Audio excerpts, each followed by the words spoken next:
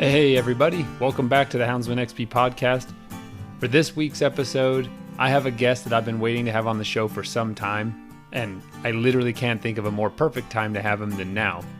As everybody knows, we have the truth section about competition coon hunting, and I thought to myself, it would be really cool to have a Sighthound competition hunter on to kind of explain that world as well. And so I reached out to my friend Steve Downs, and, well, I'll let him explain. But let's just say Steve Downs is really well known in the Sighthound community, especially in the Sighthound hunting and competition community. And he's got really good dogs and a wealth of knowledge. I really enjoy talking to him. I always enjoy talking to him. And he's just an all-around really cool guy. And I really enjoy talking to him and nerding out about jackrabbits. I'm pretty famous for that. And after all that being said, everyone, we're cruising across that field. We're patiently waiting. Boom! There goes that jackrabbit. He's up and running. It's time to send those speed dogs, and let's get this thing underway. How's it going, brother? Hey, good. How are you? I'm good. I'm glad to have you on the show. It's been a long time coming, and I've heard a lot of good things about you, so I'm really happy to finally have you on the Houndsman XP podcast. Well, thanks for having me. I hope I can live up to the expectations. I think you've had many decades for that. Now, I've heard a few of the podcasts. There's been a lot of good guests on there, so I think it's a challenge. We'll add to the pantheon. Well, I got my friend Steve on the line today. Steve's been around in the Sighthound community a long time, but I'm going to let you introduce yourself, sir. Why don't you give yourself an introduction to the Houndsman XP world and tell us a little about yourself and a little bit about your life with dogs. Well, my name is Steve Downs. I live in California. I'm a fourth generation Greyhound courser owner, 4 generations on my mother's side, 3 generations on my father's side. I live really to run jackrabbits with Greyhounds, and coursing and has always been a part of my life and my family's life, and just really can't wait till the next time I get out there with my dogs. Well, you just took the words right out of my mouth. That's how I feel. I'm glad that there's people out there who have been doing it as long as you and still feel that way. I'm in good company right now, and this is good. I wanted to have some of the other Houndsman XP people on, but they just can't get as nerdy about a jackrabbit race as I can. So yeah, I think it gets in your blood if you're kind of born into it or around it enough. You know, the thrill of the chase is hard to beat. Why don't you tell us about the first time you saw a jackrabbit race?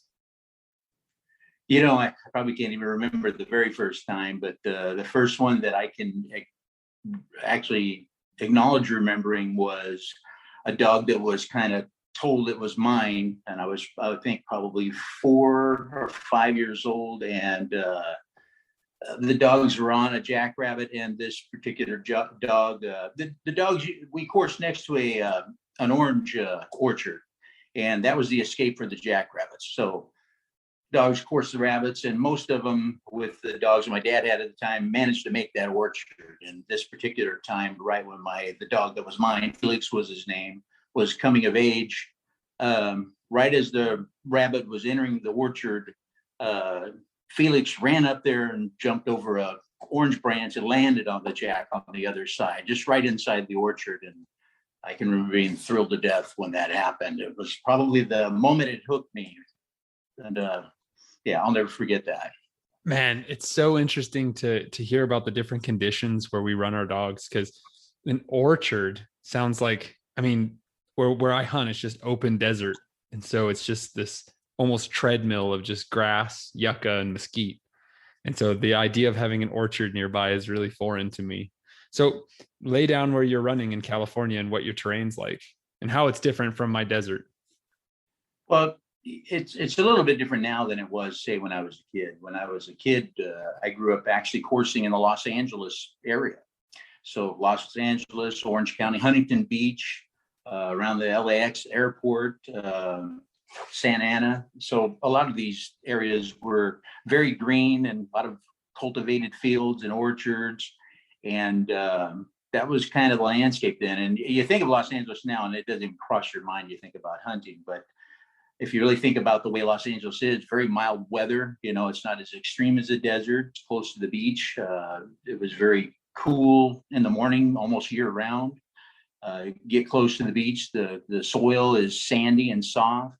It was actually pristine, coursing grounds. And so in my early life coursing, most of it was in the Los Angeles, Orange County area. And as civilization expanded, we migrated out with the jackrabbits to more of the desert type area. And now I mostly course, most often anyways, in the San Joaquin Valley, the Bakersfield area.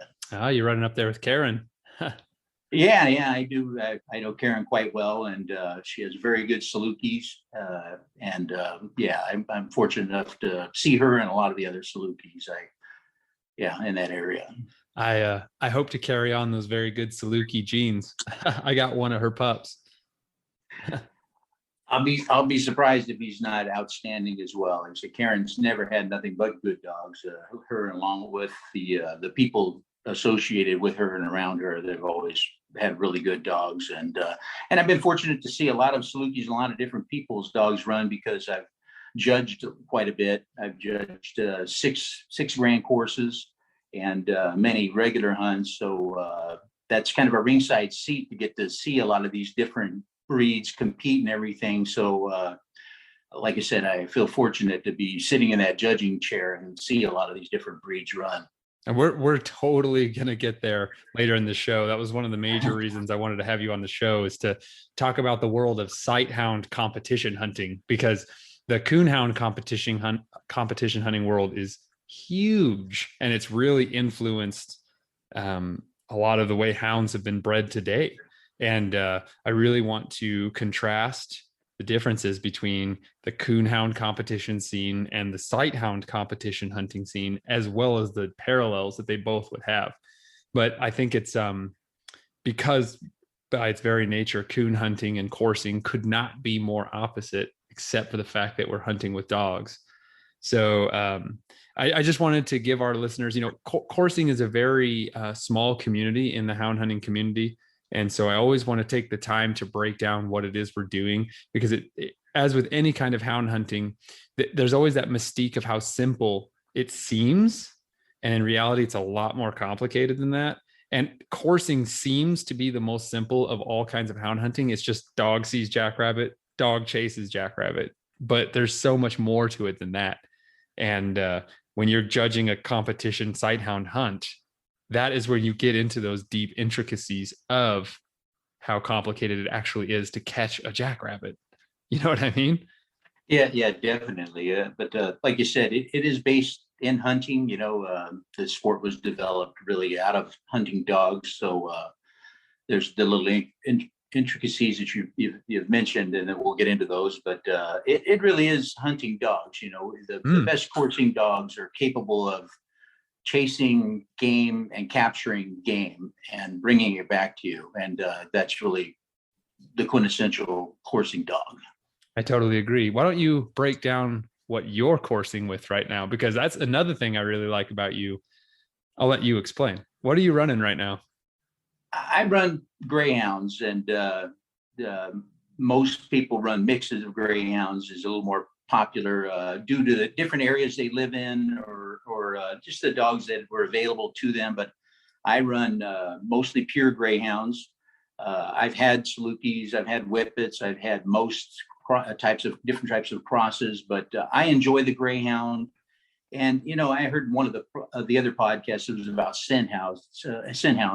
Somebody alluded to the fact that where you live determines a lot of what you can be successful with. So in the harsh, wide open prairies out in New Mexico, Greyhounds may be a little too fast, a little too fragile, to succeed there consistently or even last a long time. But where I live, in coursing in the San Joaquin Valley, I do hunt in the desert too.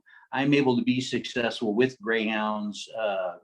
They're able to run success. They're able to hold up in the fields I run in. They have enough endurance, and their speed helps a lot too in some of the smaller fields that I may run in that you wouldn't.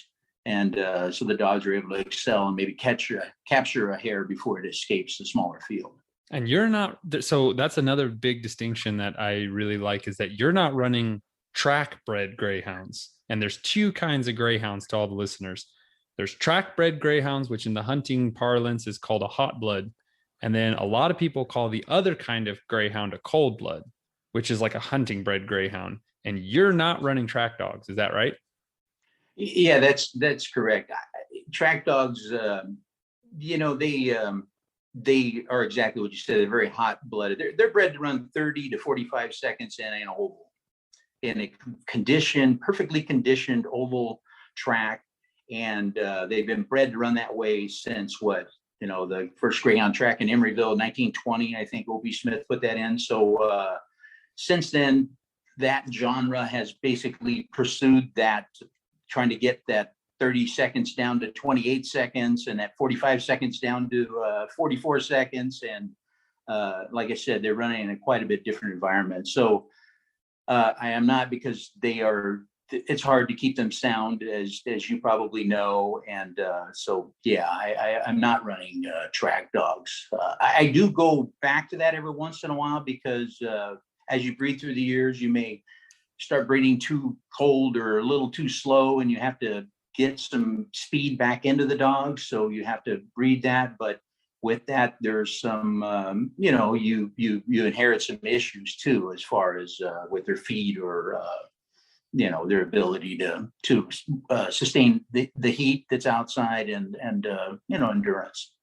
Yeah. And if I could, I'd like to ask you to break down the difference between your cold blood greyhounds and a hot blood greyhound. You talked about like what kind of makes a hot blood that way, but when you have your cold blood dogs, I saw one of your first dogs. This is when I was really interested in your lines. You gave a dog to David Heiss, and I saw that dog, and he's not like any greyhound I've ever seen before. Why don't you explain what your line of greyhounds is like? Because, and I want to make this also clear to our listeners, like when Steve is saying, oh, they're too slow, these are still 40 plus dogs. These are still dogs that are going 40 plus miles an hour. It's just hot bloods bring raw power and speed into some breeding. And they're very popular across to other Sighthound crosses for that extreme power. And like you said, I mean, they do have their drawbacks, but describe your cold blood greyhounds, because they're really, really interesting, I think. And I really like them. Yeah. And the way that I've achieved it, like you said, there's several ways to achieve that. As people outcross the different breeds, Saluki happens to be the most popular right now, but staghounds through the years were the most common when I was a kid. Whippet as well can add some endurance. Mine have show breeding into them, which I know is right away going to turn off a lot of people. But the show breeders, they separated around the early 1900s from the coursing dogs. All greyhounds were coursing dogs. So let's get that out of the way. Every greyhound, the late 1800s, prior to that, were coursing dogs. They were hunting coursing dogs. They were bred to chase jackrabbits or hares, and I should say hares and European brown hares in England or wherever they were. And the first one to differentiate from that was the show lines, and they were bred for aesthetic purposes. And they exaggerated a lot of the ways they look and bred this funky looking dog. When we see a show dog now, it doesn't look anything like those original greyhounds. I think that the track dog actually looks a lot closer to those original coursing dogs than a show dog would. But what they did, and I think it was totally by accident, they actually preserved the endurance that was in the greyhounds originally. So it was kind of originally discovered, at least in the people or the realm that I know, by the Bowmans in the early 70s with a dog named Strider. And he was yeah, there you go. Yeah, they had excellent taste in names. But anyways, Strider, they had a show male and bred a track female. And I'll never forget and asking about Strider. He's a legend now with organized coursing people. Any greyhound person that's been involved in organized coursing in the United States knows the names, the Bowmans, one, and Strider, two. But the greatest compliment I ever got about Strider, just to show the difference, was from Charles Alexander, very renowned coursing person. He writes for a few of the dog magazines. And he said that before Strider, everybody was running track dogs or hot bloods. And he said, we all had Salukis. Charles Alexander's a Saluki breeder. And he said, prior to Strider, we just had to wait for the Greyhounds, go up there and turn the rabbit a couple times, get out of our way. Salukis take over the course, run the rabbit down, capture the hare. We get the blue ribbon at the end of the day. And he said, Strider ruined everything. He said, Strider came along and he didn't get tired. He'd hold the lead, as long as he needed to capture the hare. And we quit getting in the rivets. In Strider's first year, he was the High Point Greyhound. He won the grand course. And I think almost every Greyhound since Strider that has won the grand course is a descendant of Strider's. So, wow. Not that was the only bloodline, but they just happened to do that footwork and it worked out well, So that minor descendants of Strider. And that's kind of what I'm running now. So you would think, and I agree with you that hot blood's probably going to start tapering off at around 45 seconds. What do you think your dog's distance is? What do you think they're honestly starting to lose that edge at what time? What's your average course length? That's really important. My average course doesn't get into the 2 to 3 minute area real often as yours does. I usually capture most of my hares prior to that, but I'd say around 2 minutes. I think you'd notice that that my dogs aren't as sharp as they were at the beginning. But if you're putting Greyhound-like speed and agility, and they're not blowing the turns on a jack for 2 minutes, you'll usually trip him up or trick him into running into somebody. I totally agree. Yep. Yeah, it usually works. But a lot of things go with that. You have to have the footing for a Greyhound to really turn hard and really press the hare like that. You run in harder fields. The dogs can't run like that. So there's a lot of variables that go with that. You think it's just endurance, but there's a lot that goes into being successful at high speed. And that's one thing I really learned quickly is that, man, our hard ground, I thought my dogs were blowing past them. I mean, they were, my 2 Greyhound, my long dogs were blowing past a lot, especially my male Pronto. He's big and powerful. But man, when you get in there after a rain, when that rock hard ground softens up and they stay right on them. And those are the shortest courses I've had. It's like you have a brand new set of dogs out there.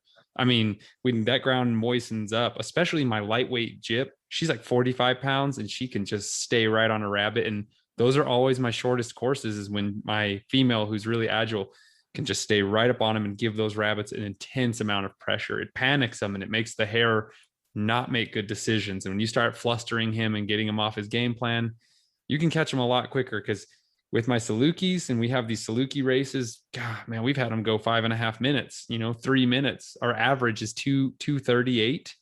And so your dogs have caught him a while before that, which is awesome. Really awesome. I love Greyhounds. They're great. I wish that our desert was less punishing to their bodies, because they're so fun to watch run. Goodness, they're awesome. Yeah, they are. And exactly like you said, the Greyhound is supposed to make the hare make a mistake and then capitalize on that and catch it. They're not supposed to run them down and tire them out. Now, it's great to have that ability to run a couple of minutes, because the dog's going to make some mistakes. So you need that in a successful coursing dog. Salukis are totally different. Salukis can outrun anything. I think I once heard that, Saluki's the fastest animal on earth after 2 minutes. And so, a land animal. So they know they have that in their hip pocket, like, all right, with, rabbit's pretty agile still, or a little fast. I can hang around here and I'm going to outlast this guy. And so it's a totally different mindset. You need huge prairies to make a Saluki consistent. That's one thing I learned too. We were hunting in a 5,000 acre pasture and we were catching rabbits. We got down into like a 1,700 acre pasture and we were losing a lot to the brush, and it was a bummer. You know what I mean? You need big space, but we also hunt in a 13,000 acre pasture. It's perfect for a Saluki. You got a 5-minute course around every turn on 13,000 acres. And and that's, you bring up another good point. You find a rabbit out in the middle of that large area, he can run. I was just telling my wife last week when we were out looking around chasing rabbits. We got into a wide open area, and I don't know the exact size, but where the rabbit would have to go 1.5 or 2 miles to get away. And I told her, I said, we get up a rabbit out here. There's a reason he's out here, because he can live here. He's been whipping everything his whole life for this 2 miles. That's why he can still be here. So I think jackrabbits are just amazing animals. They're so inconspicuous, and yet they're just badass. There's really no word for it. Did you ever gun hunt for jackrabbits? Did you ever shoot them with 22s and stuff growing up, or did you dog it only? I've done it here and there when I was younger. I've never really, got into it, because we've always had greyhounds around, and when you do have sighthounds, you kind of feel it's a waste. But absolutely, I've shot a few with shotguns. I've shot a few with 22s, of course, and they're. The reason I ask is because I grew up gun hunting, and you don't really gain a respect for a jackrabbit until you get after them with dogs. And I'm with you now. I can't even aim a gun at a jackrabbit anymore. I sold all of my small game rifles. I don't even want to shoot at one. I love to watch that thing have this epic duel with these amazing dogs. To me, it's like a waste to shoot them with a gun. Yeah, I think it goes across the board. I think as I get a little older, when I was younger, I used to try to catch every rabbit I could and stay out there longer and really try to pile them up, and now if I get a good run or two and they get a lot of work in, I always like to see the dogs catch a rabbit, or even two, because it's so good for the dogs, it really pumps them up, and they, it's a reward for them. I feed the jacks to my dogs. Me too. And they enjoy that. And but personally, I get a good run or two, and they get away. It doesn't break my heart. I'm happy to see them live to fight another day. It's great. It's great discourse. I like you said, I have a total respect for jackrabbits. I think they're unbelievable, and they brought me so much pleasure through the years. I think if you don't naturally kind of head that way, you're missing something.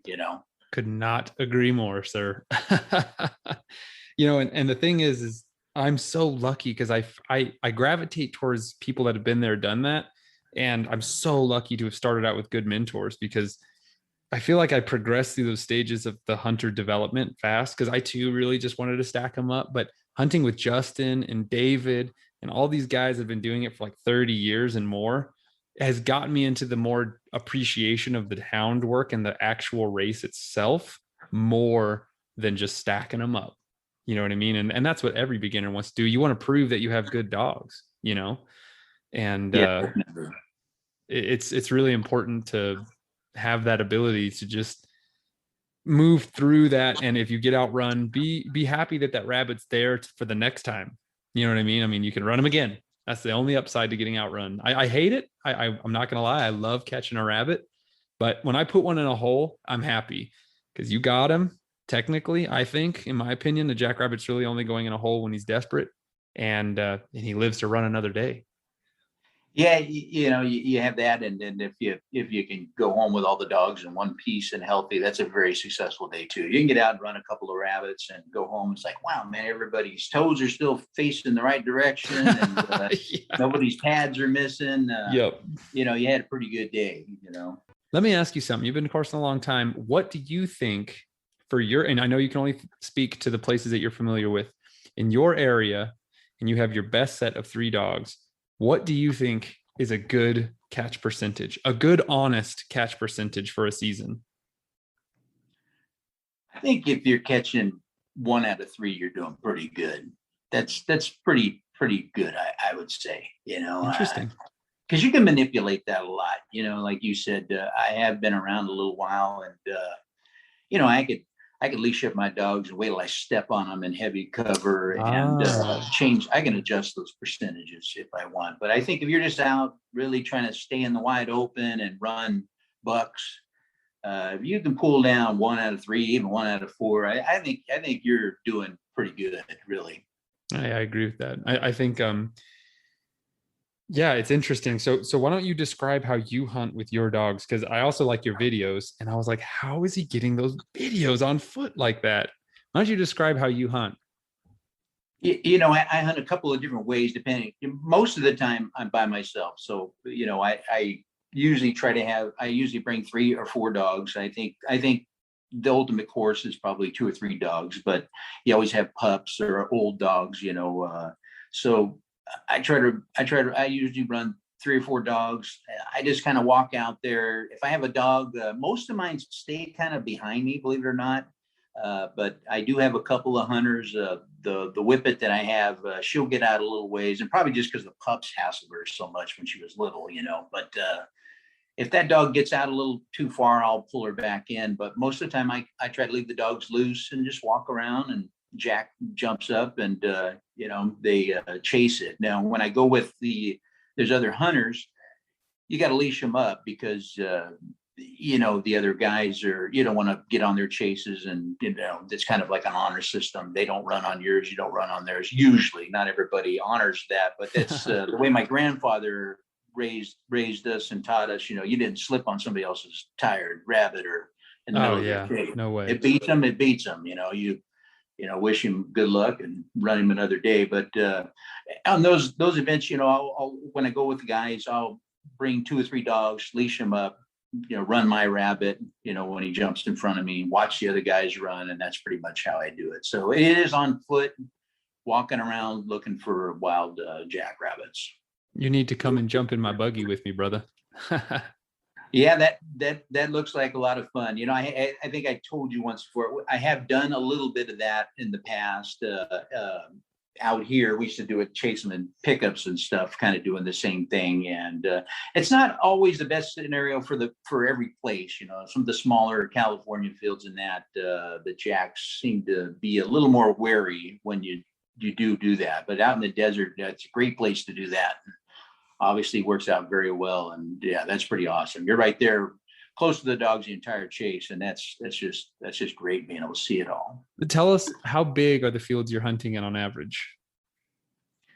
I think most of them are either mile or 2 mile squares. I think a lot of them. I don't think a lot of them are way bigger than that. Some smaller. With greyhounds, you can get away with a half mile square. You get a good break, you put a lot of English on them before they get 30, 40 seconds into the run even. So, and that's cool. And I utilize that a lot early in the season. Like right now, my dogs are just getting in shape. So the first 2 times I went 3 times now this season. This past Sunday was my 3rd time out. First time I chanced the desert and got lucky, got the distance run I wanted. But the first 2 times I actually went to kind of a field that I was more predictable, where it has a known absolute escape, and I stayed 30 or 40 seconds from that escape to ensure I didn't run any further than that till I get the dogs in better shape. Yeah, man, I love greyhounds for that. When you have that speed and power, you can just get up on a rabbit, force him to turn, and really take control of the race a lot quicker. And I love that, because I won't even attempt a field if it's not a mile and a half wide by a mile tall minimum. So a rectangle, that is a bare minimum. I won't even go near anything smaller than that. So that if you're hunting in mile by mile fields that are smaller than that, that's really awesome. And that would open up a lot more areas for me.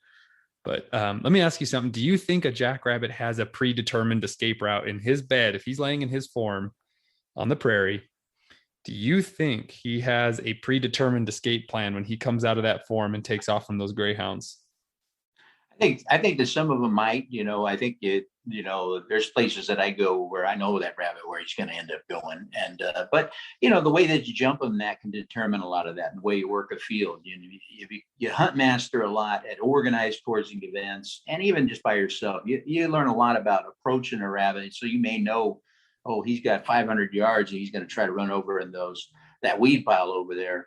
I'm going to try to approach him from that weed pile, make him make a circle before he goes there. But I think most of them have a plan, but I think you do surprise some of them too. You could tell some of them get up and they're just in shock. They weren't thinking about running. You know?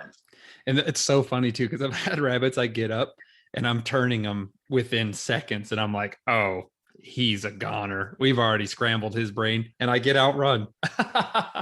and I've had them the other way around where they're running so good and you're like, dang, that's a strong rabbit. And then all of a sudden they just start slowing down and making mistakes. And I'm like, they're really unpredictable animal in so many ways, because they are a metaphor for unpredictability. They come out of nowhere. How often do you see one before it jumps out of its bed? I think I've seen one maybe that I saw before we got it up, and Paul Domsky saw it. I didn't even see it. He was like, there's a rabbit right there. And I didn't believe him. Do you ever see them before they get up?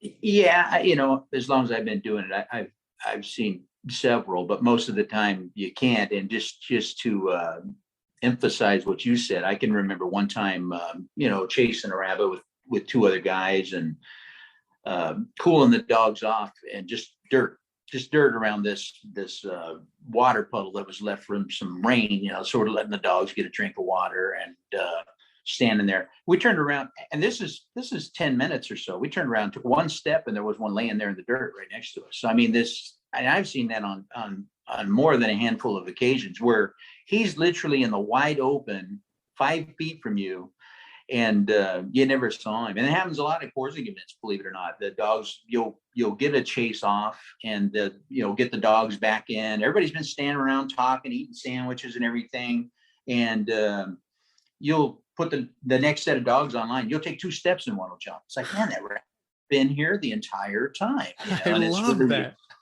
Yeah, it's really amazing. And in Wyoming, you see them a lot just laying there. The whitetails are totally different animals. So whitetail jackrabbits, I've seen thousands and thousands of blacktails in my life, and I probably have seen 150 whitetails in my trips up there, and I've seen a good handful of them just sitting there in that same scenario where you may see 1 out of 5,000 blacktails that does it. The whitetails a lot of times like, hey, there's a rabbit right over here, and you're like, oh, okay, get the dogs over there, and you got to kick them up and chase them. It's actually not that uncommon with whitetails. Do they run differently than a blacktail? They run totally different. They jump and flash their sides, kind of like deer do, I think, to signal the other rabbits in the area. So they don't just get up smoking like a blacktail. They'll get up and they screw around a little bit. They buck and kick in the air, and they're flashing, I think, like I said, to the other jackrabbits in the area to let them know that there's trouble in the area.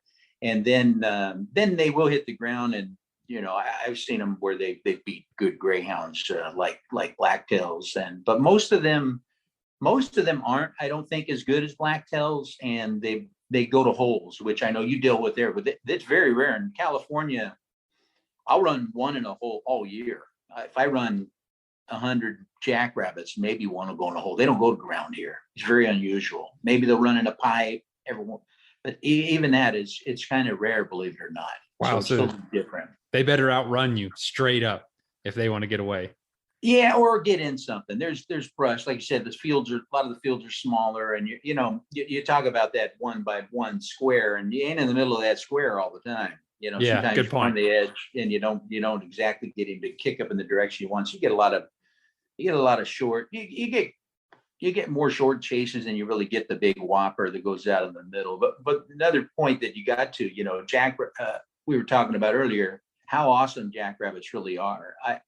I've seen on more than one occasion the best dogs around, the best, fastest greyhounds, first thing in the morning, jump jacks, and you just couldn't turn them. They just get up and they just run straight. It happens. There's jackrabbits that are so fast, greyhounds can't break them. And I don't know about the fastest greyhound in the world. If you got Brett Lee out here or something, if they could pull that off. But I'm just saying, I've seen good, hot-blooded greyhounds that just didn't put turns on rabbits. They're so badass, because we've had them. I mean, and I've seen them outrun dogs in 4-minute runs where the dogs are starting to really, really have cotton mouth and start foaming up, and that rabbit doesn't even look like he's lost a step. I have tons of pictures of him where he looks like he still has a cool level head at 3.5 minutes, and he's still cranking hard. They're incredible athletes. Gosh, they're so good. And I think it's their stealth as much as their running ability, I think, is even more incredible, because they are impossible to find. Like, if I ran 100 rabbits in a season, by the way, I was thinking about this when you were saying that. If I ran 100 rabbits in a season, I'd faint. I'd fall out of my chair. In the best boom year we've ever had, we ran 31 rabbits in one season. Because how long does it take you to find one on average, do you think? On a good year, not a bust year, on like an average year. If if I'm at coursing events and going where other people go, but if I go where I want to go by myself, like fields that I know that are a known commodity, I usually get a rabbit within 5 minutes. I know where there's some jackrabbits, and but that's that hurts my soul. I live in the wrong place.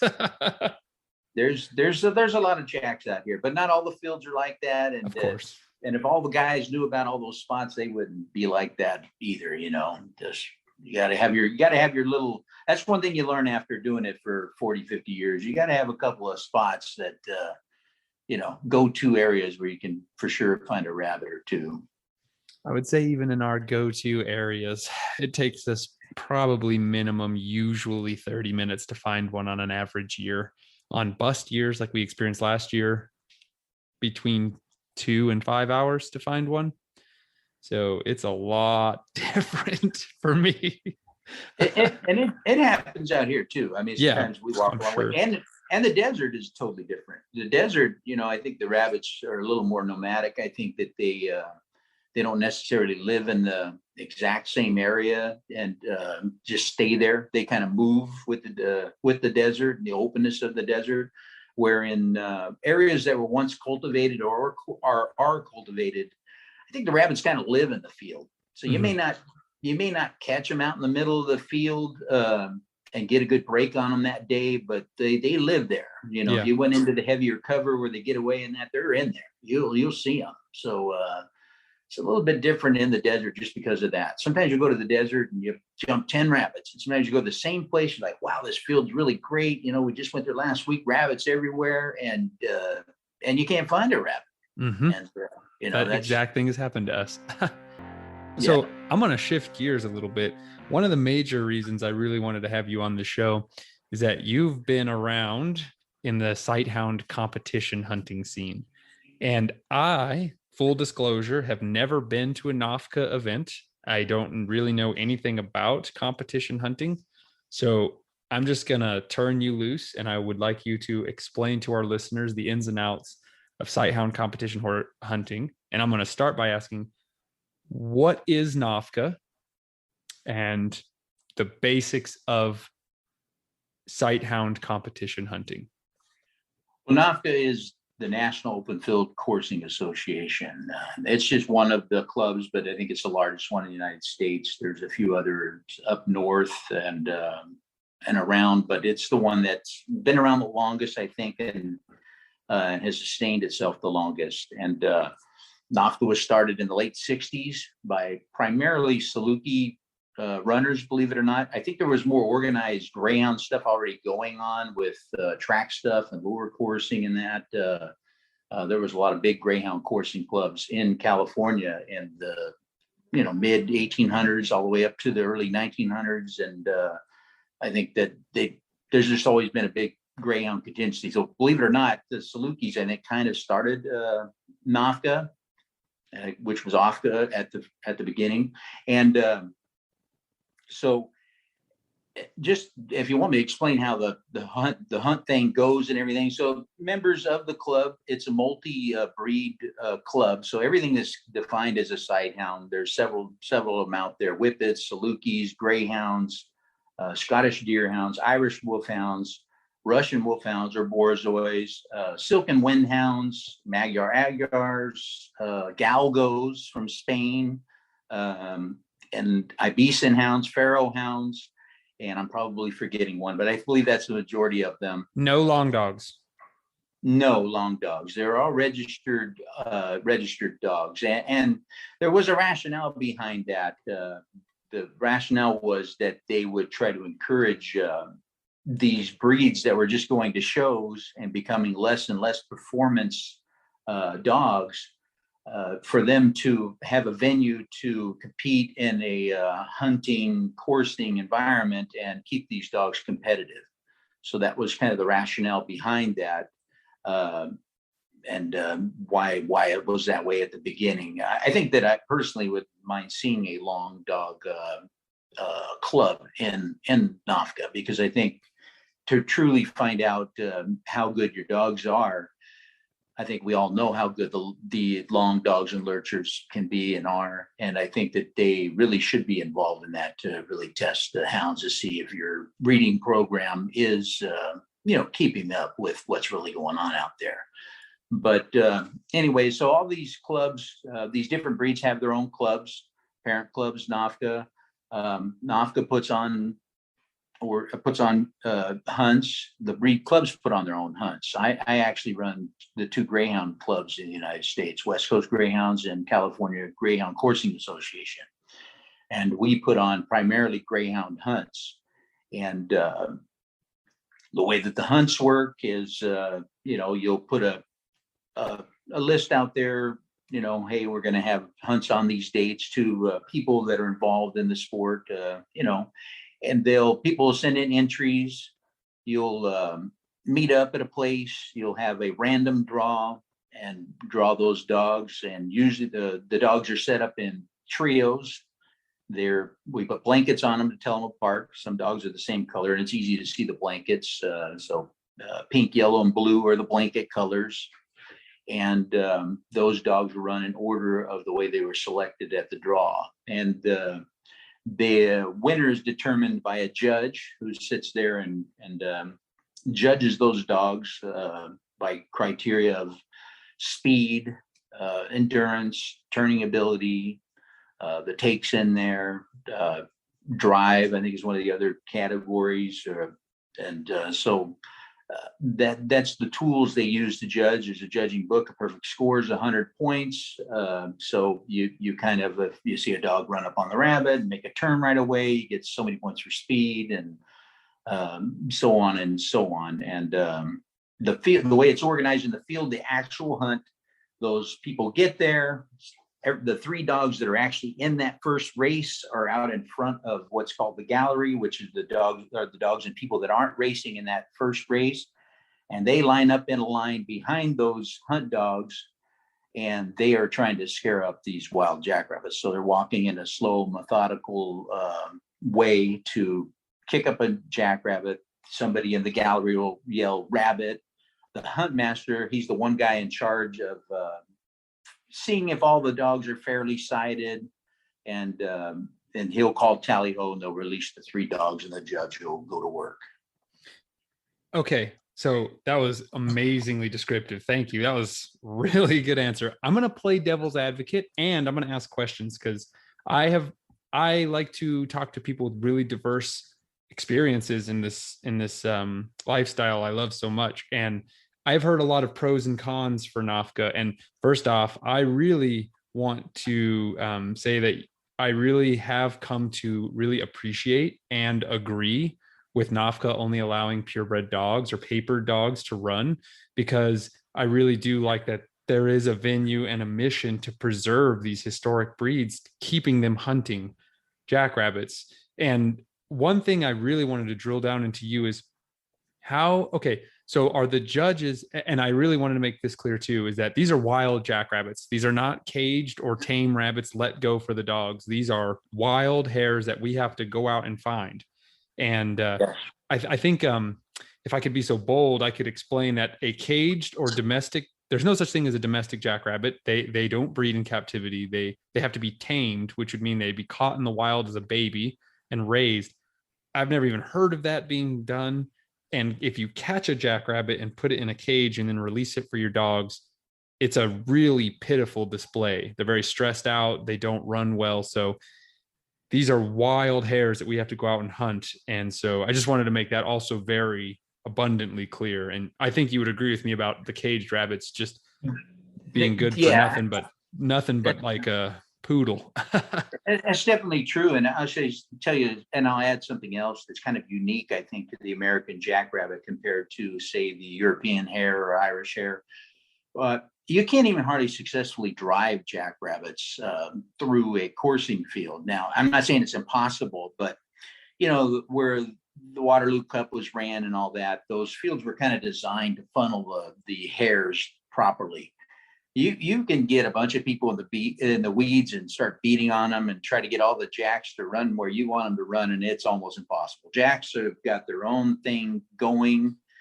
So yeah, that is part of the beauty of it. We are jumping the jacks in his house where he lives, where he knows where the escape is. He knows where all the holes are and where the creek bed might be, or, whatever's out there. So they are not disadvantaged in any way as far as their habitat and where they're meant to thrive.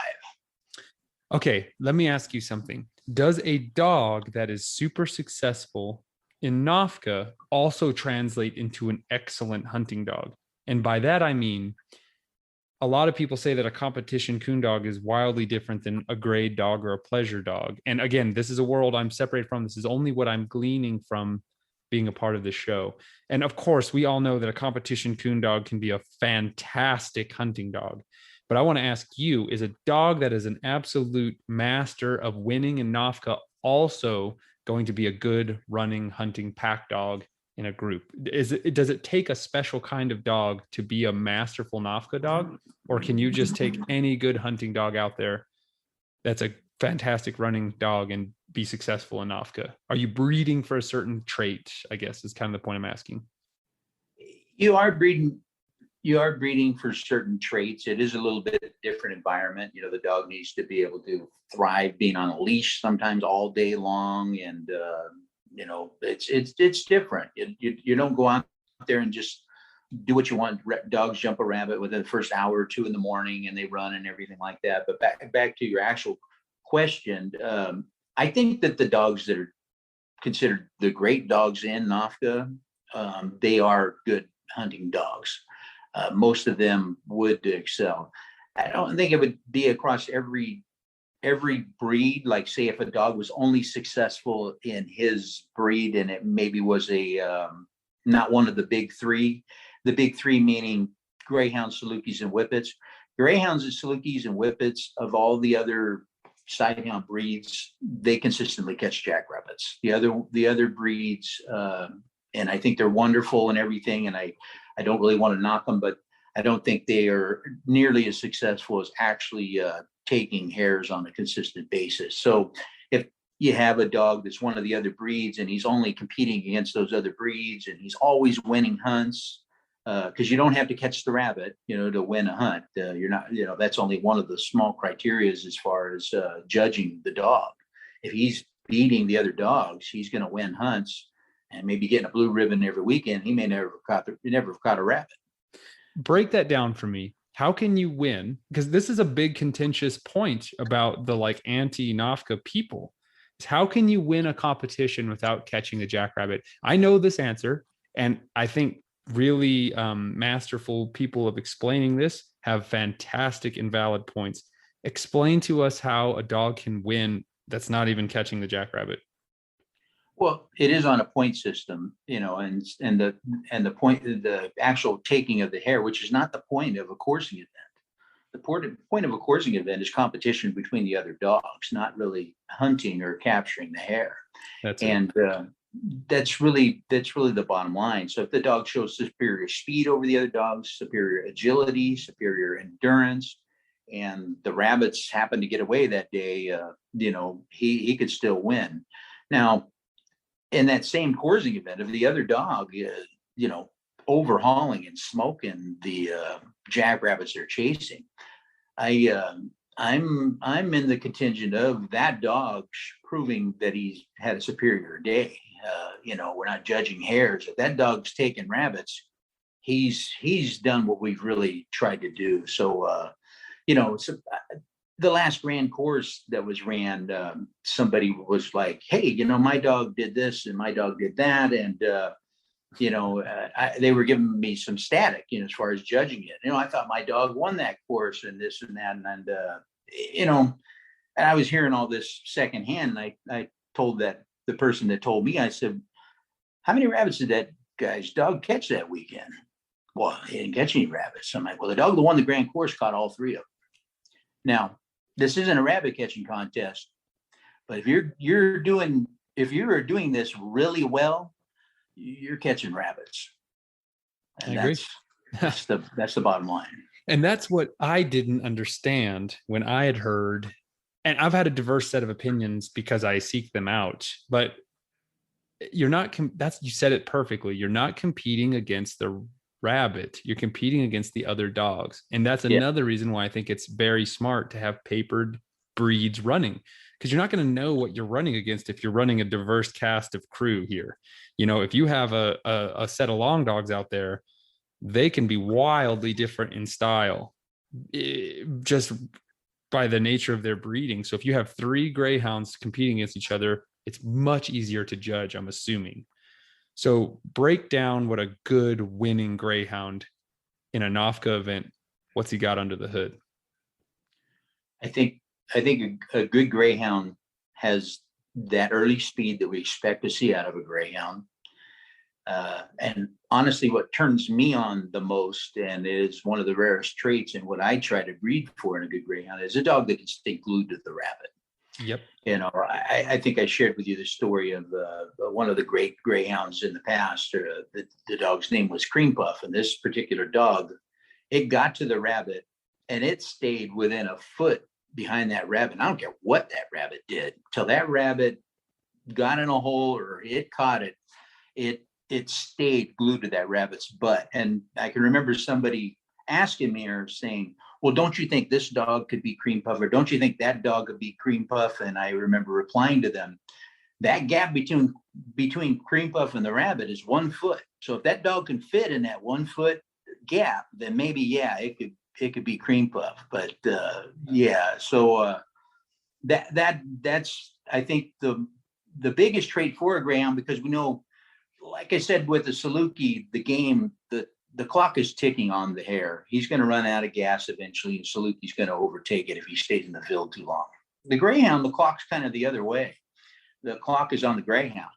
And so that greyhound can't make a bunch of mistakes. He needs to stay glued to that Hare. He can't afford to blow a turn and have to make up a telephone pole length, every turn.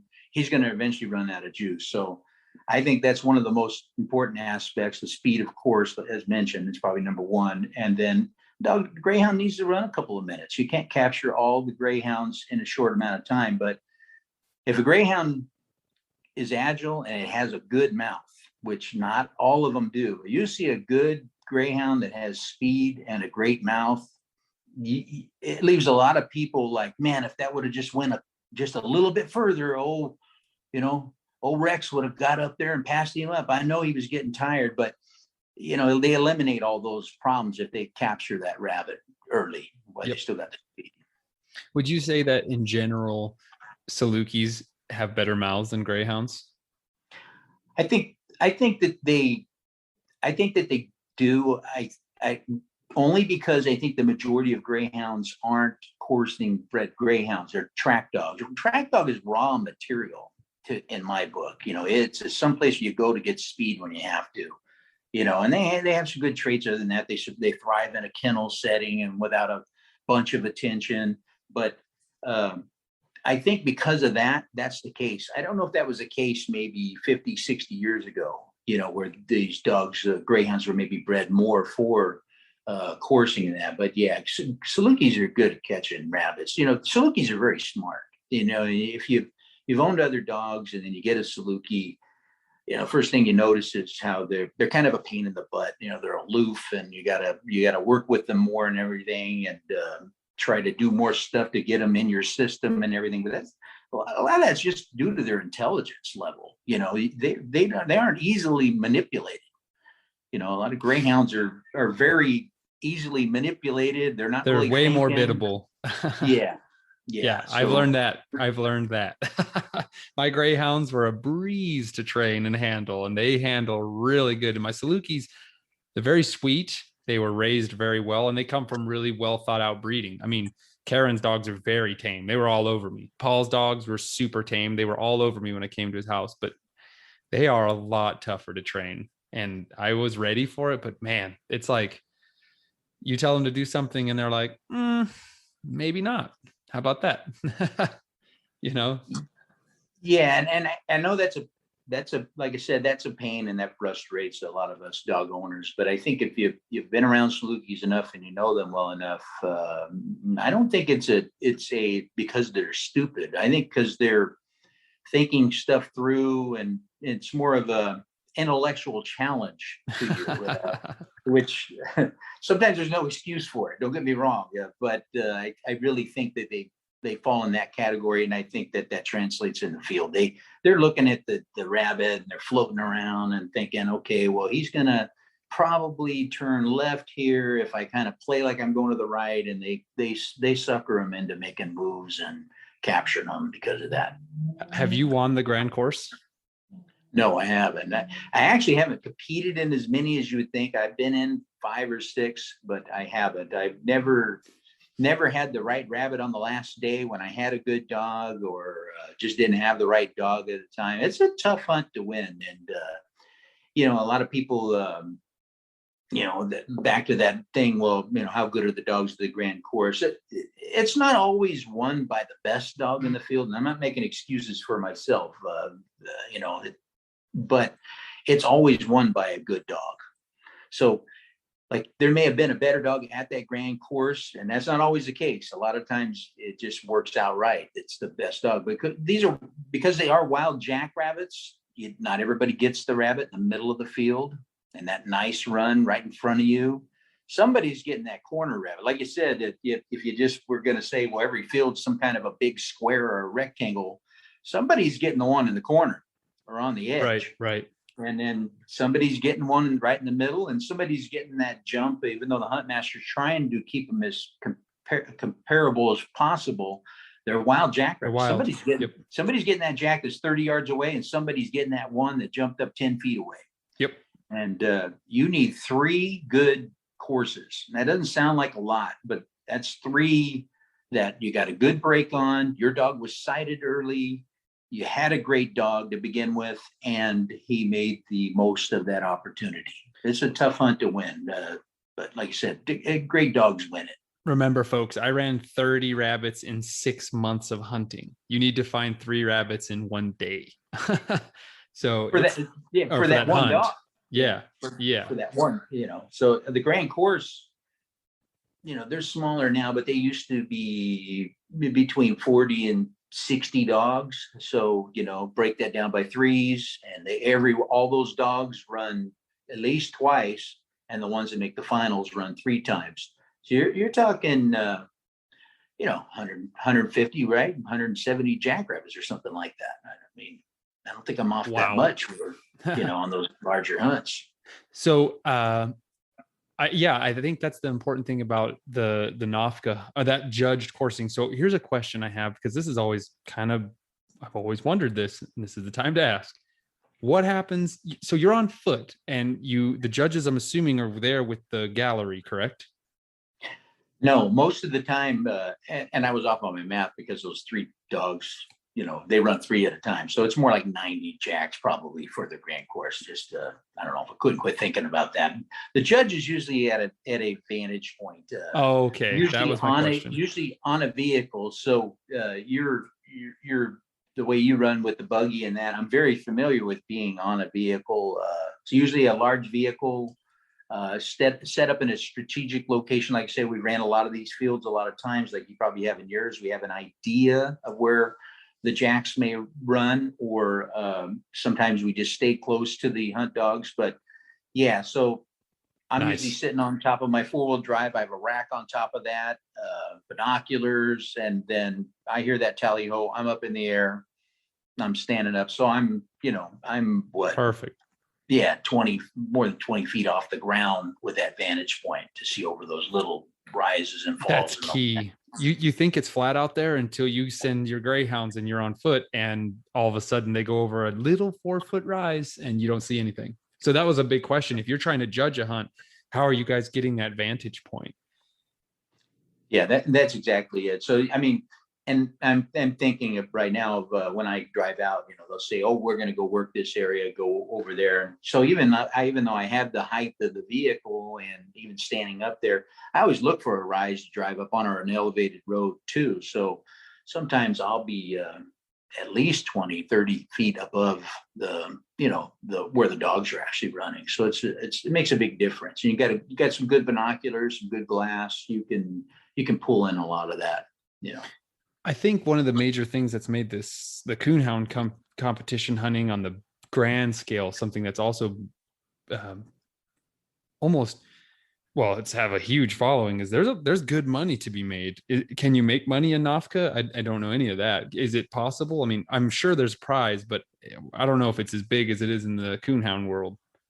It isn't. There was a day when coursing was big bucks, but that fizzled out years and years ago. I think just kind of the nature of where it really blew up to with California, and the way that California is with organized hunting type events and everything like that. There was a day in, I think in the late 1800s, which seems like crazy, but where thousands came to see coursing events in San Francisco. There was 4 coursing parks in San Francisco, and thousands attended every time there was betting on the dogs, and it was all big money. But with coursing, the money went with the track greyhound. So with the development of the greyhound track, that was so much more easily controlled. A bunch of people can sit in one spot. Yep. That those dogs are going to run right in front of them. And so I think the money went that route. And so coursing was developed more by amateurs. It's not really a money deal. I'm sure, I know people make a lot of money off of breeding because they have won coursing events or they have prestigious dogs, but it's more along those lines. There's not big prize money or anything. That's such a good way to think about it. I mean, by its very nature, coursing is such a mobile event, and just the fact that it's tough to spectate it. And I've gotten to this point now where, I mean, I will not hunt certain fields on foot only because I can't spectate my dogs. They go over a tiny rise, and I didn't get into coursing to watch 6 seconds of butts going over the mountain. You know what I mean? Exactly. So I really can understand that. That's a great thought, man. So here's my next question. There is another famous sighthound hunting competition, and it could be considered like kind of the opposite in a lot of ways. Are you familiar with the Dutch salmon desert hare pack hunt? I am. I never had the pleasure of meeting Dutch. Just to get back to the gentleman it was named after, he judged a grand course, as you know, or maybe you didn't know. I think in 76 or 77, he was a NAFCA participant and everything. And I love the premise of the hunt that he developed, and it was kind of a run as you brung and more of a rabbit catching contest. And I think that's really a wonderful event. I never been fortunate enough to make it out there. I've always wanted to. I know the last couple of years has been kind of tough with the rabbit population and everything. But I was familiar with that, and knew of Dutch very well. Know a lot of people that knew him really well. Never had the pleasure of meeting him.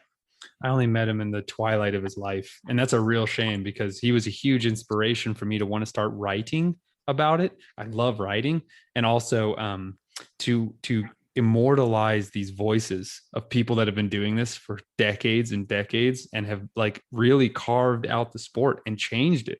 You know what I mean? Like you have these people that are literally pioneering, or not pioneering, but they're continuing on these legacies of these wonderful hounds.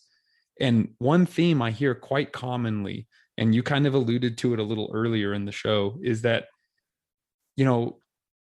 would you say that now is kind of like a resurgence of these excellent dogs? Because I seem to hear a lot that a lot of guys ran dogs that really couldn't catch a rabbit consistently. And now I hear everyone seems to have awesome dogs. Like everywhere I go, West Texas, these guys have really good dogs, and New Mexico and California, especially, it seems like in the Salukis, at least from what I've heard, these guys and girls that have been doing this for decades do you think we're kind of in a golden age of really good coursing dogs right now? Just speaking with California, I don't know if that's really the case. I think with Salukis, there's a higher percentage of good Salukis. That's a fact. But with just the guys that are hunting with long dogs and greyhounds and all that, I think there was many more people involved in it 20, 30, 40 years ago. And even before my time, my uncle talked about a time. I remember telling me a story when they were in Los Angeles, And they came around a corner. He was going with my grandfather and another guy. And they came around a corner, and he said there was at least 50 guys out there and 150 greyhounds. And he said that was not uncommon. And he also elaborated on that. He said my grandfather grabbed him by the arm and said, "Boy, don't get your dogs out." And he said it wasn't too much longer after that. There were people coming by looking for dogs because they were stealing each other's dogs. But but there used to be a much larger contingent of people not really involved with the organized coursing too. NAFTA's really died down. You know, we live in a world where hunting and coursing, at least in California, is probably not as prolific, or we don't want it to be, even with the antes and everything like that. So it's kind of needs to stay under the radar to keep from getting hassled. We did have an incident once where we had some trouble with the media, and that's hurt us a little bit with the organized coursing. But just, I think the nature of at least California not being as rural as it once was, and less farmland, there's just not as many people with greyhounds. That I think back to like my uncle's story, but also Ray Sailors, who was a mentor of mine, who came out here in the Dust Bowl days into the Bakersfield area. He was a migrant from Oklahoma, and he said that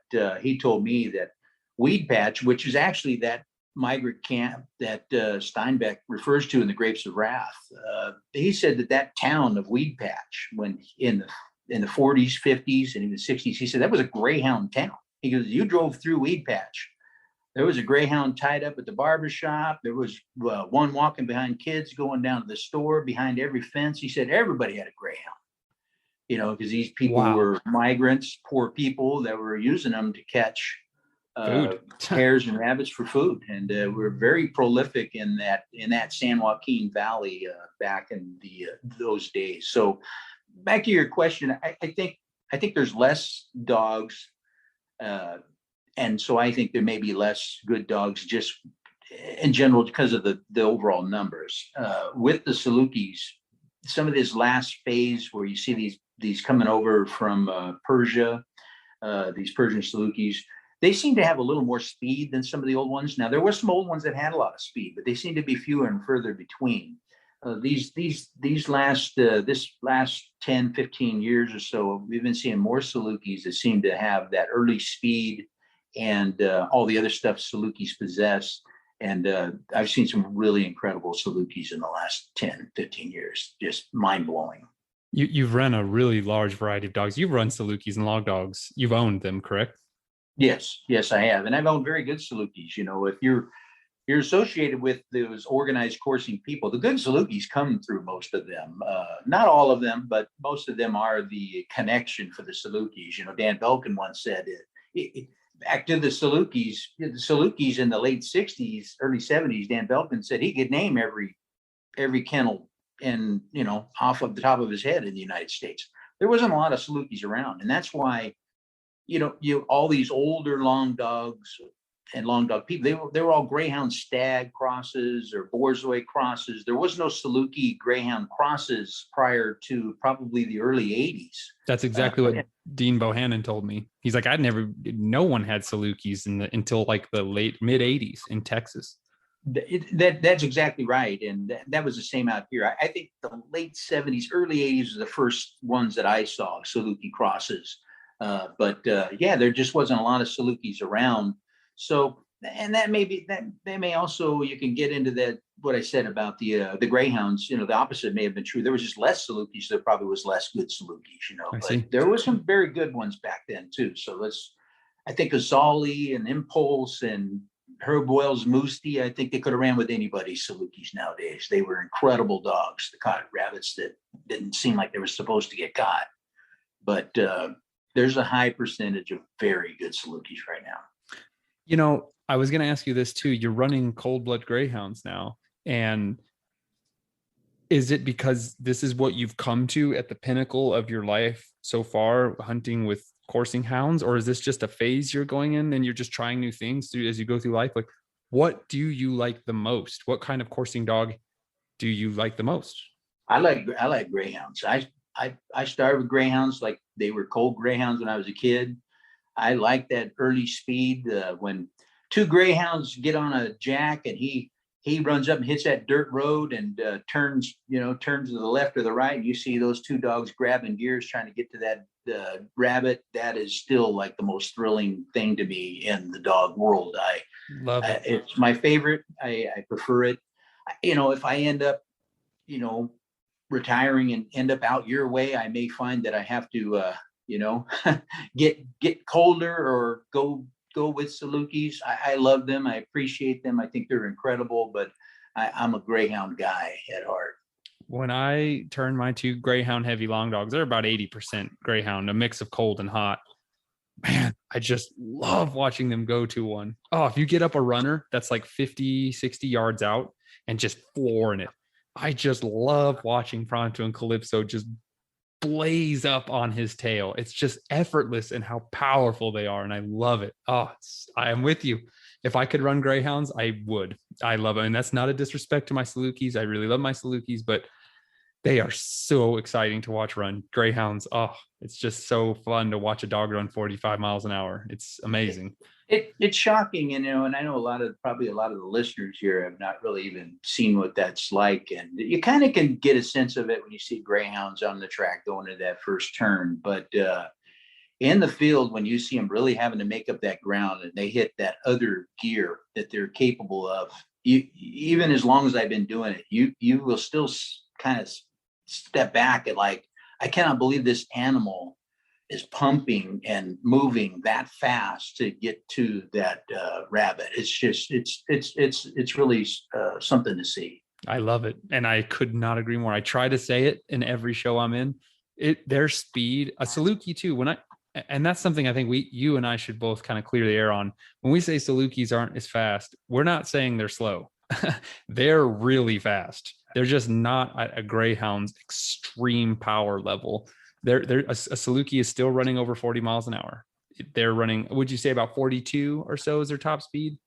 Yeah, I think, you hear some discrepancy. I mean, the bottom line is, they're a couple miles an hour slower than a greyhound. It looks like a lot, actually. That's the thing. At a chase, but when that Saluki, when you see those Salukis with them, if you've ever seen some of the real good footage of them chasing gazelle, most of them are like captured gazelle, and those videos aren't that great. But when you see, I can remember seeing one where this dog was running across the desert after one. He's just pumping in the sand. He's pumping. You're watching this video, and you're thinking, I've been watching this video for 2 minutes, and that dog is still just jamming. Like I said, I think they're the fastest land animal after 2 minutes or 2 miles. I don't remember which one. Maybe it's about the same, but they on Earth, they can outrun anything. That's unbelievable. I love watching speed dogs go to town on a jack. I really do, and I can appreciate both styles. It is that's why I like to talk to diverse people, and so I was just curious if that's where you are, because you love the greyhound, and that's really awesome to hear. And I'm glad there's still places that favor them.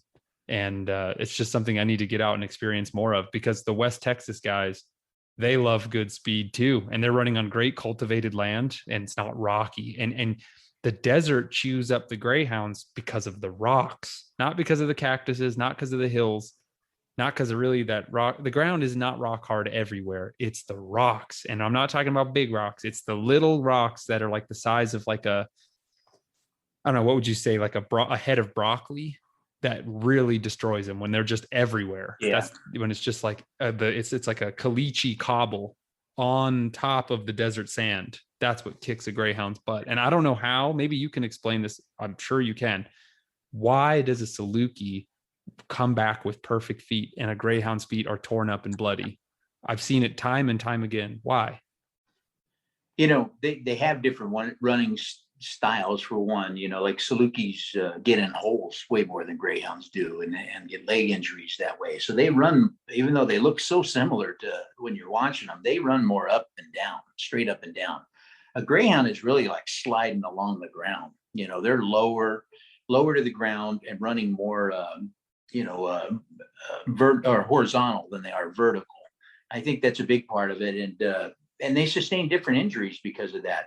But I think it's that. And I think you get back to genetics. I think those Salukis, they're from the desert. They were bred for thousands of years to run in the desert. So they come out here to your desert from Saudi Arabia or Iran or wherever they're from. And it's probably not a lot different than where they're from, where a Greyhound for 1,000 years has been running on groomed fields in England and Ireland and all that. So that toughness has to be kind of bred into them, you know. And like I say, the track dog guys aren't helping us. They're running on groomed tracks and running in that oval. So I think genetics is a big part of it, and the running styles is also it. Speed obviously is part of it as well. You know, they slow down, they don't get hurt as much, and that's why. Mm-hmm. Yeah, that's why I think you pointed out you don't see your dogs all the time taking those hard turns out there, and they can't when it's hard and dry. They'll shred their feet and hocks and all that, where it gets nice and soft. You know, the videos I sent you some where they were running it when it was real green, and some when they were running when it's real dry. If you look at the difference in the same dogs running there, it's totally different. Like when they're running on that green soft ground, they're just turning right with the rabbit. You know, I love that. Yeah, and when it's on the dry, like you said, the hard pan, they can't do that. So, you know. So I guess we'll bring it all the way back. We just tangented big time, which is fine. I mean, that's kind of where the conversation went. But I want to bring it back to the other aspect. I think the other not even close. The other side of the Sighthound competition hunting, and that is the Dutch salmon pack hunt. And I was curious if you had been there, or if you had done it, but I can just give a brief overview. So the way the Dutch salmon pack hunt works is you bring 3 dogs and you select those dogs, and you have 1 hour to jump a hare. You give chase to the hare. If you catch the hare, you stay in. If you do not catch the hare, you're disqualified right there on the spot. And so it took me a long time to learn a lot of this stuff and to really gather these diverse viewpoints with an open mind. Because to me, when I first started, and I want you to defend this, I guess you kind of already have, but like a lot of the complaints I hear is, how can a dog win that didn't catch the rabbit? And it's like, well, they caught the rabbit and so they keep going. But the Dutch salmon hunt is about a team. That's why it's called the pack hunt. It's not about dogs running against each other.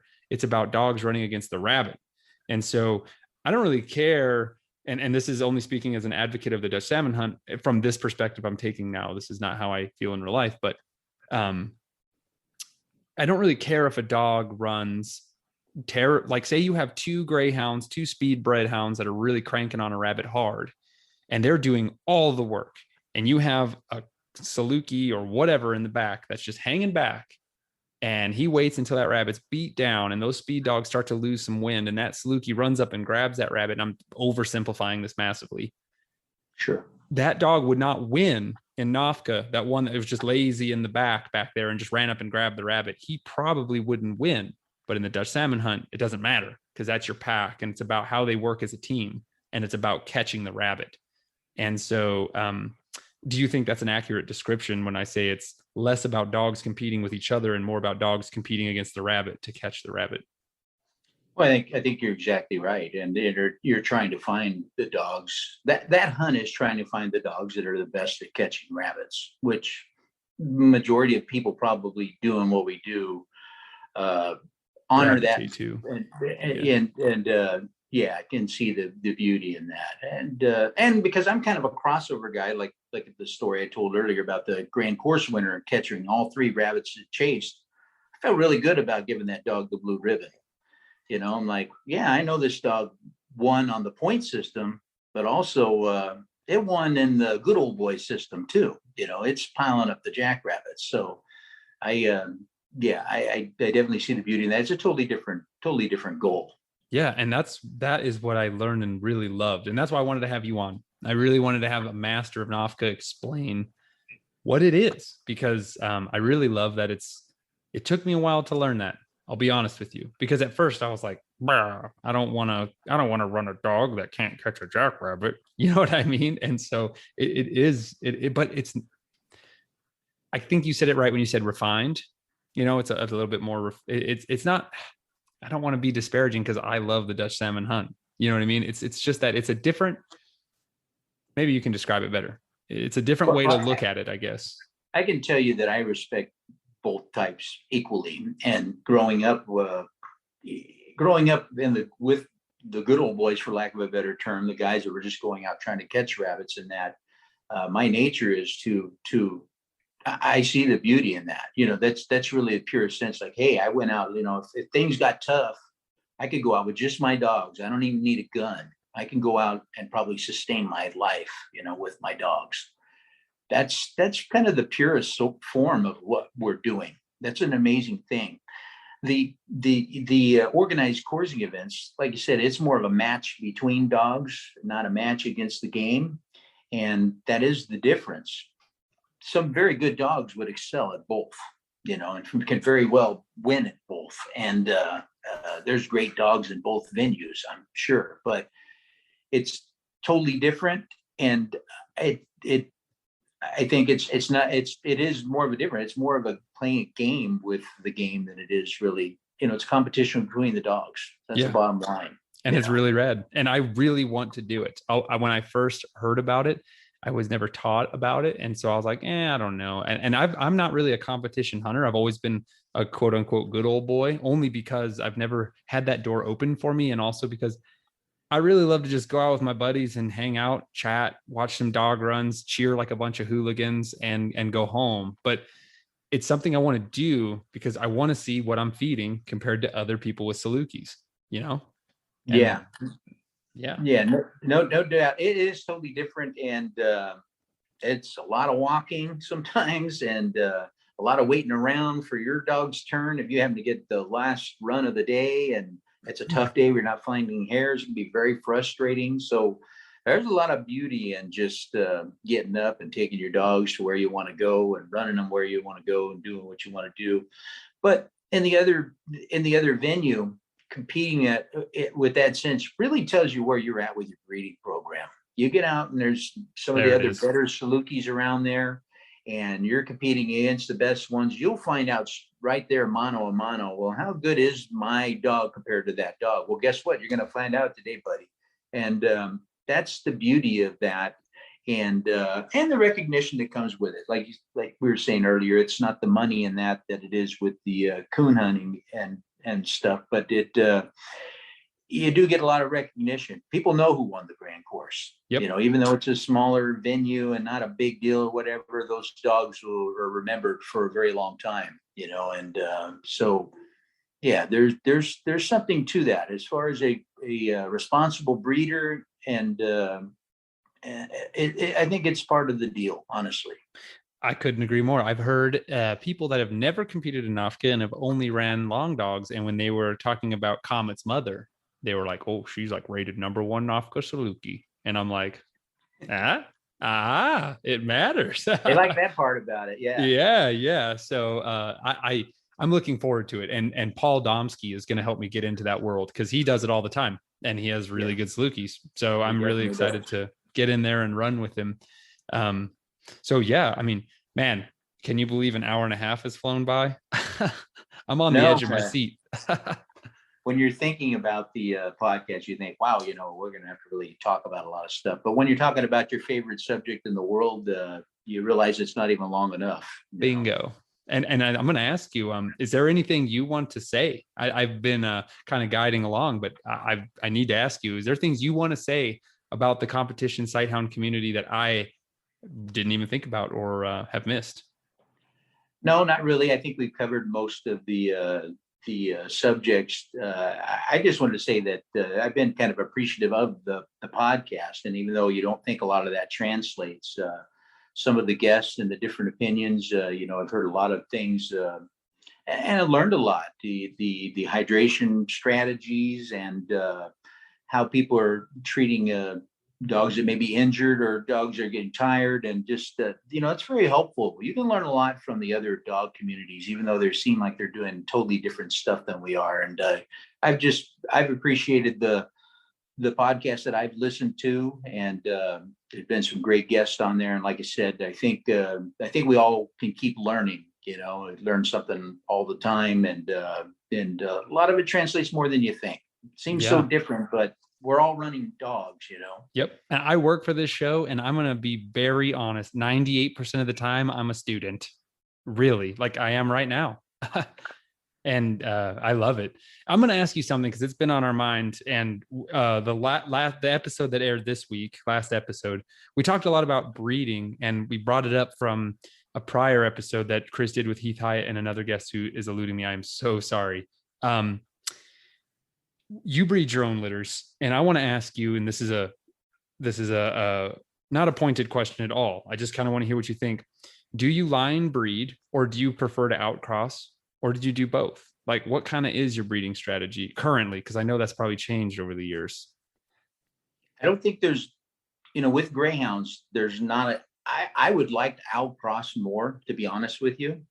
I find myself line breeding more and trying to get away from that more all the time. I know that hybrid vigor and all that is a big deal. And I know the beauty of outcrossing and the strengths of it. But when there's so few actual coursing greyhounds, and even the ones that they're coursing in England and Ireland still, they don't even do it in England, but in Ireland, that's just a sprint. Those dogs are actually hotter than track dogs. That chase is like 15 seconds, no turns. It's just totally a burner deal. And that's nothing like what we want. It's nothing like what England and that were doing too, say 50, 60 years ago. If you look at Waterloo Cups, they have old videos from the 20s and 30s. The dogs were tracking the hare, staying right on it and all that. Those abilities are kind of are rare, I should say. So I try to focus on those abilities, and I can't outcross a lot because I'll lose some of those abilities. So I'm constantly trying to seek out other bloodlines to to keep the abilities that I have and improve on the quality of my stock. Who else has good cold blood greyhounds? I really don't know anybody. You're right. That's a good point. That's what drew me to you to begin with. There's other people that are breeding in the United States, kind of similar to what I'm breeding, but not a lot of them actually chase hares or even compete. So there are people that cross track dogs with show dogs and breed these types of dogs. And I've seen some of them come out, and I've seen some of them do pretty well. Like you tell, like, wow, that dog's got a lot of hair for it. There's a potential there. So it happens, but they're not really testing them. So it's really challenging when there's only a handful of greyhounds you're actually seeing that are competing and chasing jackrabbits. Mm-hmm. So that's the challenge. I see. Yeah, that's an interesting. It's a tough spot to be in, and you're right. I mean, good cold greyhounds. David Heiss, I talked to him. He is a gold mine of information. He has been around. You know what I mean? And he used to say, like you were saying, everyone had greyhounds in eastern New Mexico in the olden days, the Dust Bowl to the 50s and 60s. Everyone had greyhounds, and now no one does. I had only seen retired racers and very few before I got into coursing dogs. I had to go to West Texas to get mine, and those are the first true coursing hounds I'd ever seen. And the community is small, and I guess that was kind of one of my final questions for you is, where do you see the future of coursing going in the next 50 years? I don't think, like with all the dog sports, I think we're going to have a fight on our hands to keep doing what we love. I don't really, honestly, and I hate to make this end on a sad note, but I don't see it as really growing a lot because we can't publicize it or really reach out to other groups and everything like that. And that's part of what hurts us with the breeding programs and stuff too. It's just that we've kind of been pushed in a little bit of a corner. We do reach out to our constituents, and like I said, we've been in a big fight out here before with dogs and hunting and challenged by the antis. But I think that's going to keep us kind of smaller than we'd like to be. And it's good to see there are some other younger guys doing it and stuff now, but I don't think that, I don't think we'll ever see the days the way they once were with a lot of people doing it. I hear that often, sir. Yeah, I hear that often. Yep. And I really hope that is, I agree with you in that it's good that it's staying small in a lot of ways, but I guess that's the point of podcasts just like this one, is to educate whoever wants to learn the truth about what hunting with dogs is all about and this lifestyle is all about. And it's a lot more than just letting a greyhound go behind a rabbit. There's so much into it. Your life with hounds is a very involved and complex one, just like all hunting is. And it's what it's all about. Yeah, definitely. So, well, I mean, I just wanted to ask if you had any final thoughts. We again got tangented there, but you have covered everything I needed and more, brother. And so this has been a great time. And I just want to know if there's anything last you wanted to say to the world. No, I just really enjoyed having me on and talking to you. I appreciate it. Look forward to actually meeting you. Hopefully sometime in the near future, we can get together and chase a few rabbits. Karen wants to come this way. I need to go that way. It's a 13-hour drive to Karen's house. So we need to meet in like somewhere in like Nevada or Arizona. But I want to come and see your fields. I still have never run cultivated land and I really want to. Dean Bohannon is going to be kicking me in the butt for not being there, because I every year I miss going to Lubbock. He's been inviting me to Lubbock for now 3 seasons because I don't have both of my hounds sound at the same time, and I don't want to drive 6 hours with one dog. And I just need to. If that's the case, I just need to, because this is their last year to be really beasts. They're 4.5, so they're going to just still be cranking strong. And I really need to go run some cultivated land and experience something totally different, because Dean, their population's monstrous out there in Lubbock and Plainview. He's like, there's fields we can't run because there's too many rabbits. And I'm over here drooling. And I'd love to make it out there and see those guys too. I since Facebook came around, it was great just seeing there were so many more people that do what we do. You get kind of isolated and caught up in your own world and think, wow, there's only 5 of us that still do what we do. And then you realize, oh, there's a contingency in Texas. There's guys in Kansas still, Oklahoma, South Dakota. That's really been great. That I think part of it might hurt us too with too much publishing, kills and everything like that. I think you got to be careful with that stuff. But definitely, it's been great. Just that has been a great thing just to see that there still are a lot of other dog people out there. I was admittedly an absolute hater of Facebook until I got in those dog groups, and it really has helped me a lot. And if you're using Facebook for what it's supposed to be used for, which is a social media site to like meet other people, I feel like it's a great tool.